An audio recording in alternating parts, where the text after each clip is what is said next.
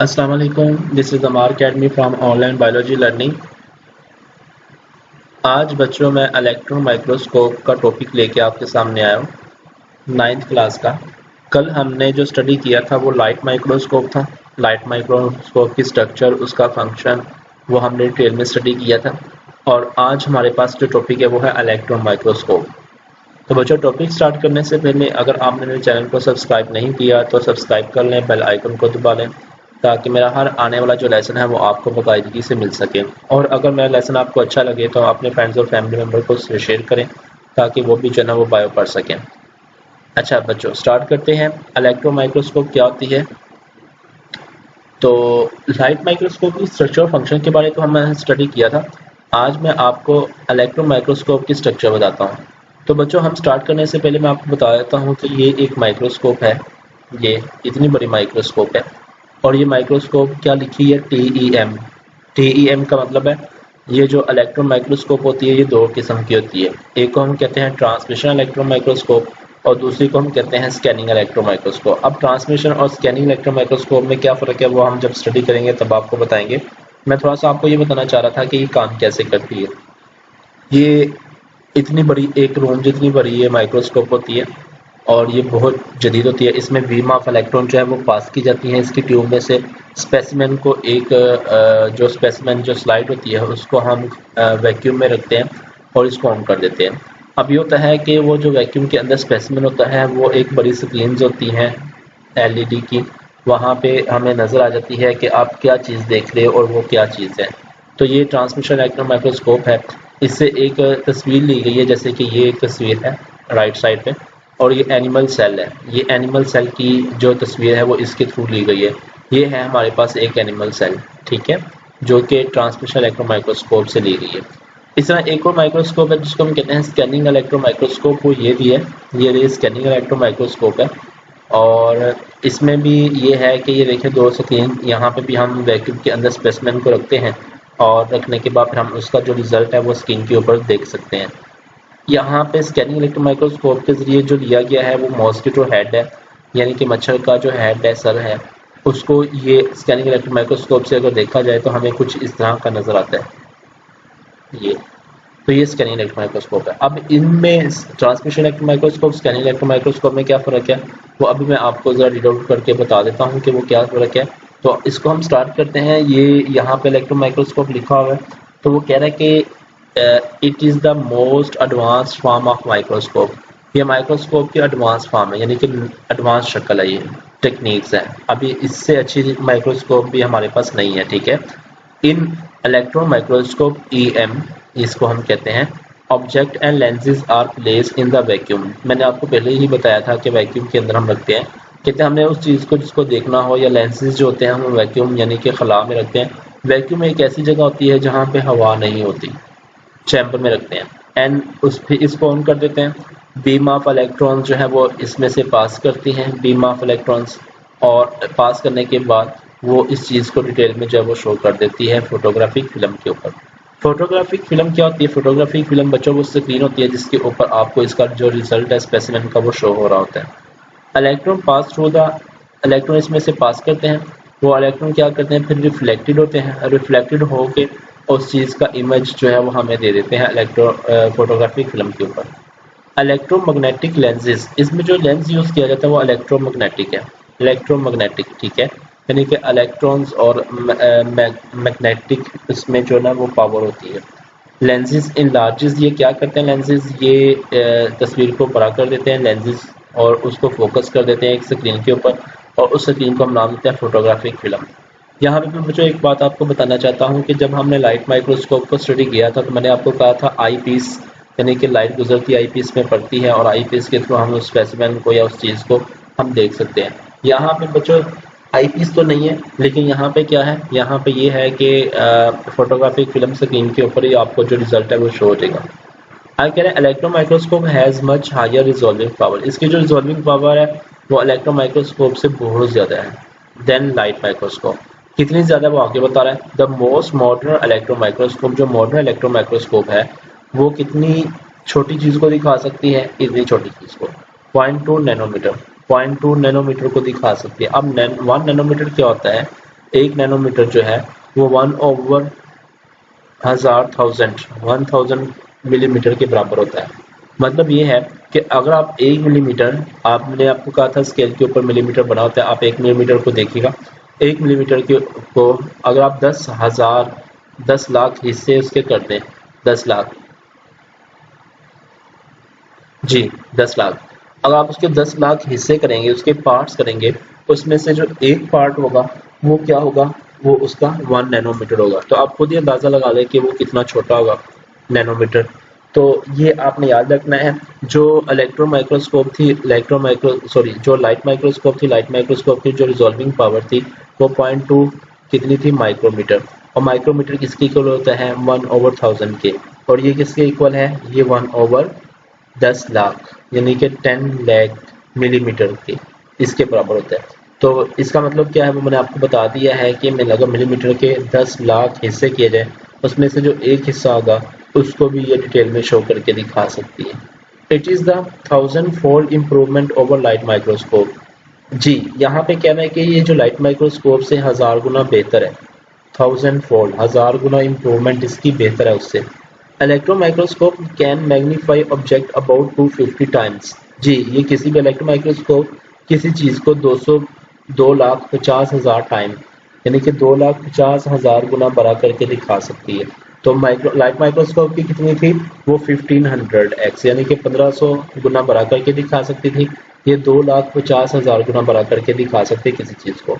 Under special condition electro microscope can detect individual atom. यहाँ तक कि ये इलेक्ट्रो माइक्रोस्कोप एक इंडिविजुअल अकेले एटम को भी दिखा सकती है। एटम क्या होता है, हाइड्रोजन का एटम जो होता है, ऑक्सीजन का जो एटम होता है, उसको अकेले एटम को भी दिखा सकती है। सेल्स को हम इसमें देख सकते हैं, ऑर्गेनेल्स को देख सकते हैं।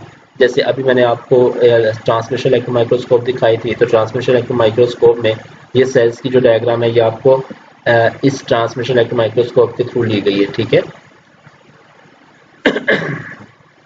यहाँ तक कि हम छोटे से छोटे जो डीएनए होते हैं, यानी कि सेल्स के अंदर जो डीएनए होता है एंड प्रोटीन होती है, उसको भी हम बड़े आराम से दिखा सकते हैं, इसमें देख सकते हैं इस माइक्रोस्कोप में। जी, अब आगे कह रहे हैं कि biologist uses 2 type of electro microscope. अब 2 किस्म की माइक्रोस्कोप यूज की जाती है इसमें। फर्स्ट वाली जो हमारे पास है वो ट्रांसमिशन इलेक्ट्रो माइक्रोस्कोप है, जिसको TEM का नाम दिया गया है। जो सेकंड वाली है उसको हम स्कैनिंग इलेक्ट्रॉन माइक्रोस्कोप का नाम देते हैं, जिसको SEM का नाम दिया गया है। अभी मैंने आपको दिखाई थी, मैंने कहा था कि ये ट्रांसमिशन इलेक्ट्रो माइक्रोस्कोप है जो सेल्स की स्ट्रक्चर ले रहा है, और यहाँ पे ये क्या है, ये स्कैनिंग इलेक्ट्रो माइक्रोस्कोप है जो कि क्या कर रही है कि एक मॉस्किटो का जो सर है उसकी जो डायग्राम जो है वो दे रही है। तो ये दोनों है माइक्रोस्कोप, इन दोनों में फ़र्क क्या है वो भी आपको बताता हूँ। कह रहे हैं कि in TEM electro microscope are transmitted through the specimen. ये क्या करती है कि स्पेसिमेन में से क्या ट्रांसमिट करती है, बीम ऑफ इलेक्ट्रॉन्स को। और TEM is use to study the internal cell structure. और ये क्या करती है कि अगर हमने सेल्स की इंटरनल स्ट्रक्चर को देखना हो तो उसके लिए इसका जो यूज़ है वो किया जाता है, इस्तेमाल किया जाता है। जबकि जो स्कैनिंग इलेक्ट्रो माइक्रोस्कोप है उसमें क्या किया जाता है कि उसमें हम किसी चीज़ की जो कोटिंग होती है, सरफेस होती है, उसको हम देखने के लिए इस्तेमाल करते हैं। जैसे यहाँ पे ये लिखा हुआ कह रहा है कि in SEM scanning electro microscope are reflected from the metal coated surface. ये जो सरफेसेस होती हैं उनको देखने के लिए इसको यूज़ किया जाता है। जैसे कि आप देख लेते हैं जो ट्रांसमिशन इलेक्ट्रो माइक्रोस्कोप है वो सेल्स की इंटरनल स्ट्रक्चर को दिखा रही है, जैसे इसके अंदर ये ऑर्गेनेल्स हैं सारे के सारे। और इसी तरह जो स्कैनिंग इलेक्ट्रो माइक्रोस्कोप है वो किसको दिखा रही है, वो सरफेस को दिखा रही है, ये कि जो उसका हेड है, हेड किस तरह का होता है ये उसको दिखा रही है।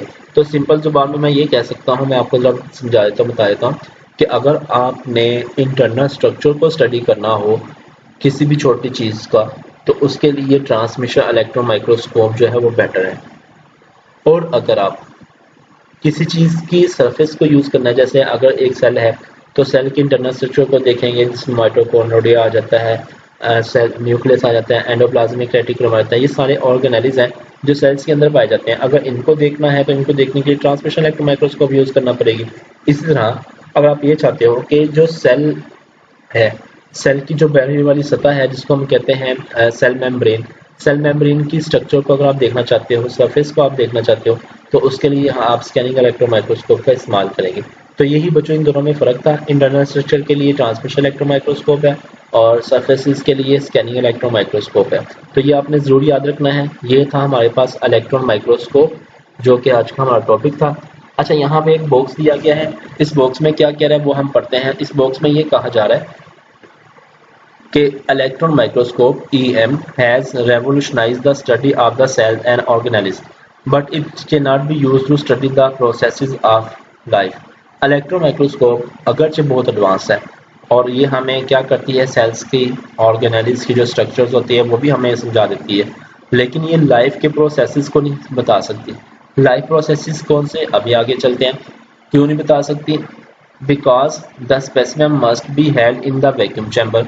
जी बच्चों, आपने पढ़ा था यहाँ पे कि इलेक्ट्रॉन माइक्रोस्कोप जो है, यहाँ पे हम लेंस को जो हम रखते हैं वो कहाँ पे रखते हैं, वैक्यूम चैम्बर में।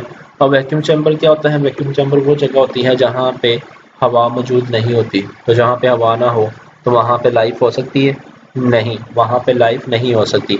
और अगर वहाँ पे लाइफ नहीं हो सकती तो लाइफ की प्रोसेसेस जो है वो हम किस तरह स्टडी कर सकते हैं? हम बिल्कुल स्टडी नहीं कर सकते। ठीक है, अभी आपको समझ नहीं आई, मैं आपको थोड़ा सिंपल करके समझा देता हूँ। देखिए, एक छोटा सा माइक्रो ऑर्गेनिज्म है जिसको हम नाम देते हैं अमीबा। यूनिसेलुलर ऑर्गेनिज्म है ये बच्चों। तो अगर आप अमीबा की इंटरनल स्ट्रक्चर को देखना चाहते हैं कि अमीबा के अंदर क्या क्या है और ये इसके स्ट्रक्चर क्या है, तो उसके लिए तो चलो ठीक है, इलेक्ट्रॉन माइक्रोस्कोप का इस्तेमाल आप कर सकते हैं और वो आपको सारी डिटेल अमीबा की बता देगी कि अमीबा के अंदर ये चीज़ें मौजूद हैं, या अमीबा इस टाइप का होता है, इसकी शक्ल कैसी होती है, ये भी आपको बता देगा। लेकिन अगर आप ये देखना चाहते हो कि अमीबा मूवमेंट कैसे करता है, तो बच्चों जब आप इसको, जाहिर सी बात है, वैक्यूम में रखेंगे तो ये एक ऑर्गेनिज्म है, वैक्यूम में जब जाएगा तो वहाँ पे हवा नहीं होगी, उसकी वजह से फिर क्या होगा, ये डेड हो जाएगा। इसकी रेस्पिरेशन नहीं होगी तो ये डेड हो जाएगा, खत्म हो जाएगा। तो जब ये डेड हो जाएगा तो ये मूवमेंट तो नहीं करेगा ना, तो हम इसकी मूवमेंट को इलेक्ट्रॉन माइक्रोस्कोप में स्टडी नहीं कर सकते। हाँ, अगर हमने इसकी मूवमेंट को स्टडी करना है तो इसकी मूवमेंट को स्टडी करने के लिए हमें क्या करना पड़ेगा, उसके लिए light microscope is better. Light microscope बेहतर है, ये हमें इसकी मूवमेंट बता देगी कि ये किस तरह मूवमेंट कर सकता है। ठीक है, तो ये बात आपने याद रखना है। आपको एक क्वेश्चन आ सकता है, why the electron microscope is not to use to study life processes. ये आपने याद रखना है, why electron microscope is not to be used to study life processes. कि इलेक्ट्रॉन माइक्रोस्कोप को लाइट प्रोसेसेस के लिए इस्तेमाल क्यों नहीं किया जाता? तो इसका आंसर बच्चों आपको यहीं पे मिल जाएगा, क्योंकि यहाँ पे चैम्बर में, वैक्यूम चैम्बर में रखते हैं हम उसको, स्पेसिमेन को, और वहाँ पे हवा तो होती नहीं है, और जब हवा नहीं होगी तो वहाँ पे फिर क्या होगा, वहाँ पे लाइफ नहीं होगी, जिसकी वजह से हम मूवमेंट को हम स्टडी नहीं कर सकते। तो ये बच्चों आपने याद रखना है। ये था हमारे पास आज का टॉपिक, इलेक्ट्रॉन माइक्रोस्कोप। कल हम जो है अगले टॉपिक के साथ हाजिर होंगे, जो कि हमारा है history of the formulation of cell theory, कि सेल थ्योरी को किस तरह मार्स से वजूद में लाया गया, इसमें कौन कौन से साइंसदान हैं, उन्होंने क्या क्या काम परफॉर्म किया, वो हम स्टडी करेंगे। आज के लिए इतना ही काफ़ी है। अगर बच्चों आप इस टॉपिक को सुनिएगा गौर से, पूरा लेक्चर सुने, और पूरा लेक्चर सुनने के बाद अगर आपको किसी चीज़ की समझ ना आई हो तो वो आप जो ना वो मेरे से कमेंट्स में क्वेश्चन पूछिएगा, मैं इंशाल्लाह उसका आंसर आपको ज़रूर बताऊँगा। तो अगले लेसन के लिए बच्चों, अल्लाह हाफिज़।